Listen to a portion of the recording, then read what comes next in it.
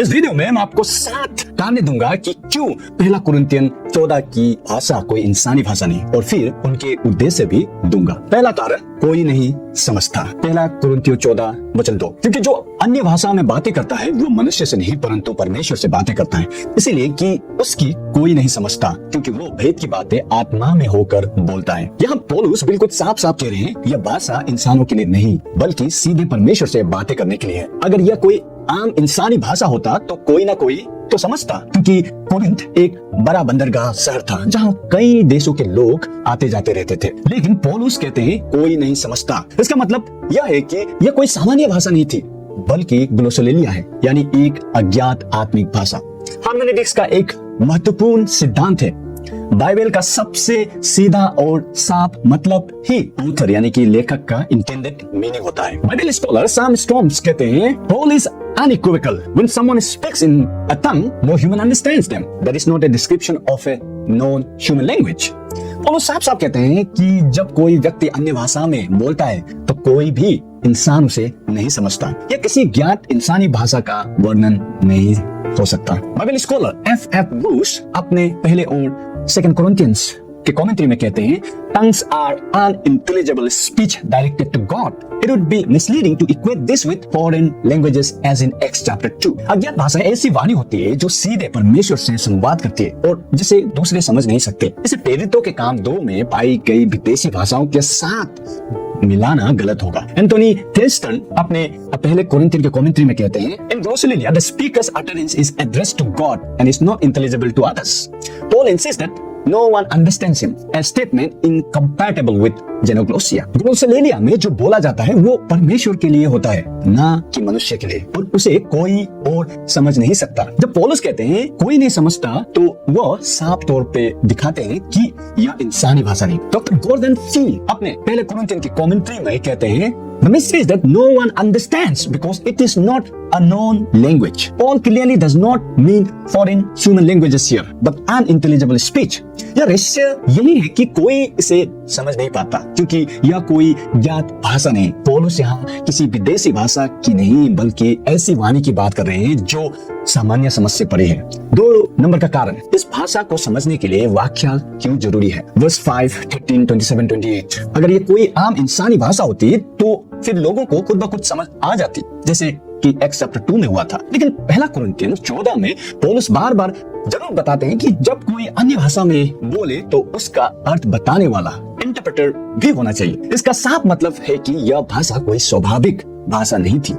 यह ऐसी आत्मिक भाषा थी जो सीधे समझ नहीं आती और इसकी व्याख्या सिर्फ पवित्र आत्मा की मदद से ही हो सकती थी। ध्यान दें, एक्स चैप्टर 2 में जब चेलों ने अलग अलग भाषाओं में बोला तो वहाँ किसी इंटरप्रिटेशन की जरूरत नहीं थी, क्योंकि वहाँ मौजूद हर कोई अपनी अपनी भाषा में समझ रहा था। लेकिन पहला कुरिन्थियन 14 में ऐसा नहीं हो रहा था, वहाँ लोग समझ नहीं पा रहे थे, इसीलिए व्याख्या की जरूरत थी। डॉक्टर गॉर्डन फी कहते हैं, the very fact that interpretation is necessary shows that the tongues Paul describes are unintelligible, something different from Acts chapter 2. पौलुस जिस प्रकार की भाषाओं की बात करते हैं उन्हें समझने के लिए व्याख्या की जरूरत होती है। यही बात दिखाती है कि ये भाषाएं सामान्य नहीं थी और एक्स चैप्टर 2 से बिल्कुल अलग थी। डॉक्टर माइकल ब्राउन कहते हैं, if tongues were naturally understood, Paul would never mandated interpretation. The need for interpretation confirms its supernatural nature. अगर ये भाषाएं सामान्य रूप से समझी जा सकती थी तो पौलुस कभी भी व्याख्या की आवश्यकता नहीं बताते। व्याख्या की जरूरत ही यह साबित करती है कि यह एक अलौकिक भाषा है। मेरे फेवरेट प्रचारक में से एक डॉक्टर जॉन पाइपर कहते हैं, tongues is a kind of utterance that is often a private language between God and believer, not necessarily meant for public interpretation unless the Spirit provides. अन्य भाषाएं अक्सर ऐसी व्यक्तिगत आत्मिक भाषा होती है जो विश्वासी और परमेश्वर के बीच होती है और यह हमेशा सार्वजनिक रूप से समझने के लिए नहीं होती जब तक कि आत्मा स्वयं व्याख्या न दे। 3 नंबर का कारण, मेरी बुद्धि काम नहीं देती। ये अनुभव बुद्धि से नहीं आत्मा से आता है। पहला कुरिन्थियन 14:14 पौलुस कहते हैं, इसलिए यदि मैं अन्य भाषा में प्रार्थना करूं तो मेरी आत्मा प्रार्थना करती है परंतु मेरी बुद्धि काम नहीं देती। ये वाक्य बहुत कुछ बता देता है। इसका मतलब यह है कि जब कोई व्यक्ति अन्य भाषा में प्रार्थना करता है तो वो पूरी तरह से बुद्धि या दिमाग से नहीं कर रहा होता, उसकी आत्मा प्रार्थना कर रही होती है। यह एक आत्मिक अनुभव है जो इंसानी सोच से आगे चला जाता है। यह इस बात को भी साफ करता है कि यह कोई सीखी हुई या सामान्य भाषा नहीं, ना कोई इसे तर्क से बोलता है, ना दिमाग से तैयार करता है। यह पवित्र आत्मा से प्रेरित भाषा है जो हमारी आत्मा को परमेश्वर से जोड़ती है। इसे ही हम ग्लोसोलेलिया कहते हैं। डॉक्टर वेन ग्रुडम अपने सिस्टमैटिक थियोलॉजी के किताब में कहते हैं, Paul's contrast between spirit and mind while praying in tongues confirms the supernatural nature of the utterance. It bypasses human intellect. जब पौलुस आत्मा और मन के बीच का अंतर बताते हैं तो यह दिखा रहे हैं कि यह वाणी सामान्य समझ के ऊपर है। यह आत्मिक भाषा जो मनुष्य की बुद्धि को पार कर जाती है। डॉक्टर सैम स्ट्रॉम्स कहते हैं, ग्लोसोलेलिया isn't irrational but it transcends rational thought. It is our spirit communing with God beyond the reach of human language. ग्लोसोलेलिया कोई मूर्खता नहीं है, बल्कि यह सामान्य बुद्धि की सीमा से ऊपर है। यह हमारी आत्मा और परमेश्वर के बीच की गहरी बातचीत है जो इंसानी भाषा से परे है। बाइबल स्कॉलर बेन विथिंगटन अपने कोरिंथियन की कमेंट्री में कहते हैं, the speaker is not mentally engaged in glossolalic prayer. It is pneumatic activity that bypasses rational cognition. ग्लोसोलेलिया में जब कोई प्रार्थना करता है तो उसका मन उसमें सक्रिय नहीं होता। यह एक आत्मिक क्रिया है जो इंसानी तर्क की प्रक्रिया से ऊपर है। तो कंक्लूजन क्या है? जब कोई व्यक्ति अन्य भाषा में प्रार्थना करता है तो उसकी आत्मा परमेश्वर से बात कर रही होती है, लेकिन उसका दिमाग उस प्रक्रिया में पूरी तरह से शामिल नहीं होता। इसीलिए यह अनुभव बुद्धि से नहीं, आत्मा से होता है। यह आत्मिक और अलौकिक है और यही ग्लोसोलेलिया का प्रमाण है। 4 नंबर के कारण ग्लोसोलेलिया और X2 अलग है। संदर्भ और उद्देश्य दोनों अलग है। कई लोग सोचते हैं कि प्रेरितों के काम 2 और पहला कुरिन्थियन 14 में एक ही तरह का अनुभव हुआ था, लेकिन ज्ञान से परे तो पता चलता है ये दोनों घटनाएं अलग अलग थी। X2 में जब पवित्र आत्मा उड़ेला गया तो चेलों ने ऐसी भाषाएं बोली जिन्हें वहाँ मौजूद लोग पहले से जानते थे, यानी यह जेनोग्लोसिया था, ज्ञात इंसानी भाषा। लोगों ने उन्हें अपनी अपनी भाषाओं में बोलते हुए सुना और समझा। लेकिन पहले कुरिन्थियन में जब कोई अन्य भाषा बोलता था तो कोई भी नहीं समझता था जब तक कोई व्याख्या न करे। इसका मतलब है कि वहाँ जो भाषा बोली जा रही थी वो कोई सामान्य भाषा नहीं थी, यह थी एक आत्मिक अज्ञात भाषा। डॉक्टर सैम स्ट्रॉम्स कहते हैं, unlike X2, the tongues in Corinth were not understood by hearers.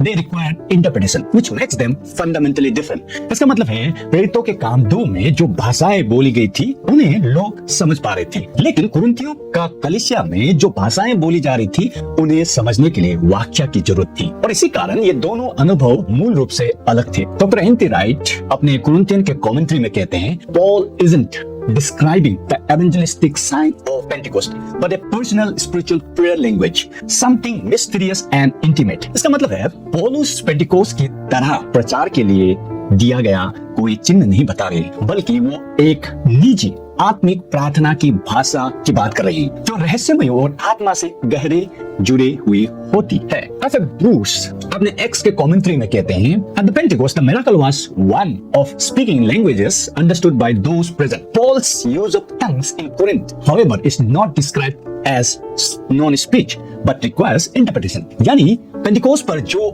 चमत्कार हुआ वो इस बात का था कि लोग उन्हें अपनी अपनी भाषा में बोलते हुए सुन सके, लेकिन पौलुस जो कोरिन्थियंस में अन्य भाषाओं का उल्लेख करते हैं वो ऐसी भाषा नहीं थी जिसे लोग अपने आप समझ सके, उसमें व्याख्या की जरूरत होती थी। तो कंक्लूजन क्या? एक्स चैप्टर 2 परमेश्वर ने सुसमाचार के प्रचार के लिए लोगों को दूसरों की भाषाओं में बोलने की सामर्थ्य दी। पहला कुरिन्थियन 14 यहाँ आत्मिक प्रार्थना की भाषा है जो इंसानों की समझ नहीं आती जब तक कि पवित्र आत्मा उन्हें व्याख्या ना दे। इसे साफ होता है कि X2 जेनोग्लोसिया है और पहला कुरिन्थियन 14 ग्लोसोलेलिया है। तर्क नंबर 5, भाषाओं के विभिन्न प्रकार। पहला कुरिन्थियन 12 वचन 10, पौलुस जब आत्मिक वरदानों की सूची देते हैं तो वे एक खास बात कहते हैं। फिर किसी को सामर्थ्य काम करने की शक्ति, और किसी को भविष्यवाणी की, और किसी को आत्माओं की परख, और किसी को अनेक प्रकार की भाषा, और किसी को भाषाओं का अर्थ बताना। यूनानी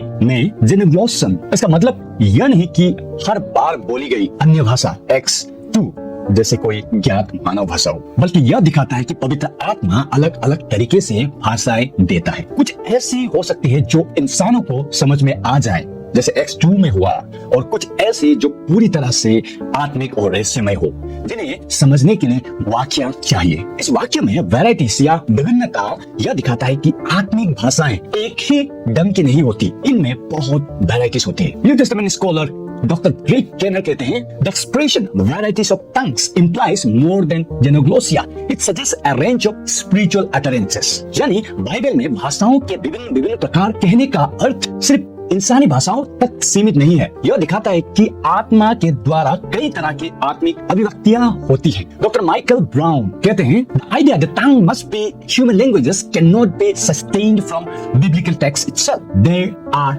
clearly various tongues. इसका मतलब है यह मानना कि भाषाएं सिर्फ इंसानी भाषाएं हो सकती हैं, बाइबल के पूरे पाठ से मेल नहीं खाता। वहाँ साफ दिखाता है कि भाषाओं के विभिन्न प्रकार हैं। तो निष्कर्ष क्या है? पहला कुरिन्थियन 12:10 में अनेक भाषाएं, यह दिखाता है कि पवित्र आत्मा हर किसी को एक जैसी भाषा नहीं देता। कुछ लोग वो ज्ञात भाषा यानी जेनोग्लोसिया देता है, तो कुछ लोगों को रहस्यमय आत्मिक भाषा ग्लोसोलेलिया, जो परमेश्वर के साथ आत्मा में बातचीत का एक जरिया होती है। इस आयत से यह बिल्कुल साफ है कि ग्लोसोलेलिया एक बाइबल आधारित आत्मिक अनुभव है, और यह X2 की घटना से अलग हो सकता है। और 6 नंबर का कारण, पौलुस खुद इस वरदान को इस्तेमाल करते थे, और उन्होंने इसे बंद करने के बजाय सही तरीके से इस्तेमाल करने को सिखाया। पौलुस साहब कहते हैं, मैं परमेश्वर को धन्यवाद करता हूँ कि मैं तुम सबसे अधिक अन्य भाषाओं में बोलता हूँ। पहला कुरिन्थियन चैप्टर 14 वर्स 18। इसका मतलब क्या हुआ कि पौलुस खुद ही नियमित रूप से इस वरदान का इस्तेमाल करते थे, यानी ग्लोसोलेलिया में प्रार्थना करना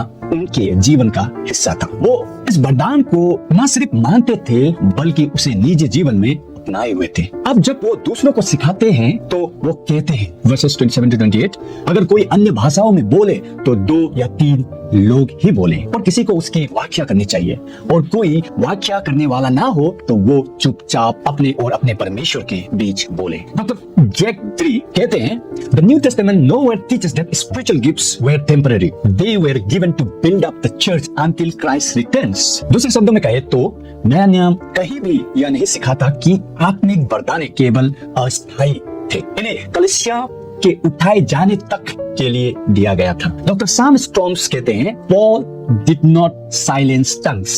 He structured them. Regulation proves continuation. इससे हम समझते हैं कि पौलुस ने भाषाओं को बंद नहीं किया बल्कि उसे व्यवस्थित किया। अगर वो बंद होते तो उन्हें नियंत्रित करने की जरूरत नहीं थी। तो कंक्लूजन क्या निकलता है? पौलुस खुद ही इस वरदान को अपनाते थे, दूसरों को भी इसको सही उपयोग सिखाते थे, और कहीं भी यह नहीं कहते कि अब इसे बंद कर देना चाहिए। इसलिए यह साफ है कि यह वरदान आज भी मान्य है, बस इसे बाइबल के अनुसार और कलीसिया की भलाई के लिए प्रेम और समझदारी से इस्तेमाल किया जाना चाहिए। और आखिरी 7 नंबर का तर्क, आत्माएं रहस्यमय संवाद, एक ऐसी भाषा जो रहस्य प्रकट करती है। पहला कुरिन्थियन 14:2, पौलुस एक बहुत दिलचस्प बात कहते हैं, वो आत्मा में भेद रहस्य की बातें करता है। यहाँ भेद या मिस्त्रिया जो यूनानी शब्द है, इसका मतलब है ऐसी बातें जो इंसानी तर्क या सामान्य भाषा से पकड़े नहीं जा सकती। यह भाषा ज्ञान या तर्क से नहीं बल्कि आत्मा से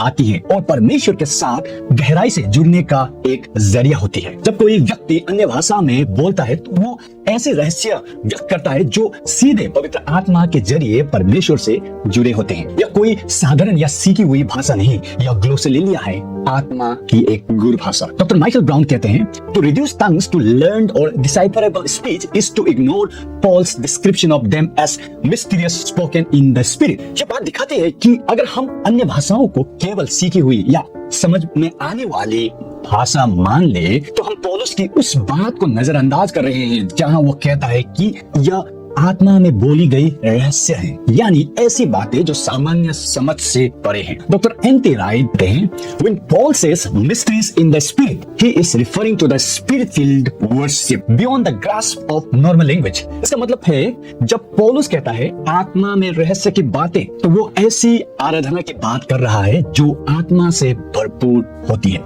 और जो सामान्य भाषा की पकड़ से बाहर होती है। तो निष्कर्ष क्या निकल के आता है? ग्लोसोलेलिया सिर्फ एक अनजानी भाषा नहीं, यह एक गुर आत्मिक भाषा है जिसमें व्यक्ति परमेश्वर से गहराई से संवाद करता है। यह रहस्यमय जरूर है लेकिन यह पवित्र आत्मा से प्रेरित होती है और इसे बोलने वाला अपने मन से नहीं बल्कि आत्मा से बोलता है। इसीलिए इसे कम आंकना या सिर्फ इंसानी भाषा समझना पौलुस की सिखाई बातों के खिलाफ है।